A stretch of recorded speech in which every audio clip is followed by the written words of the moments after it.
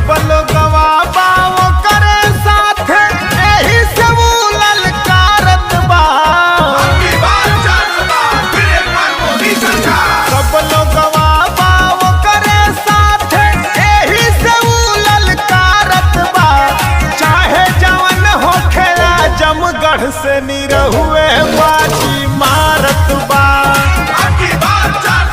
चाहे जवन होखे जमगढ़ से निरहुए बाजी मारत बा। 5 साल से ऊ टिकल बा यही जे ओकर न कौनो सवारत बा। चाहे जवन होखे जमगढ़ से निरहुए बाजी मारत बा।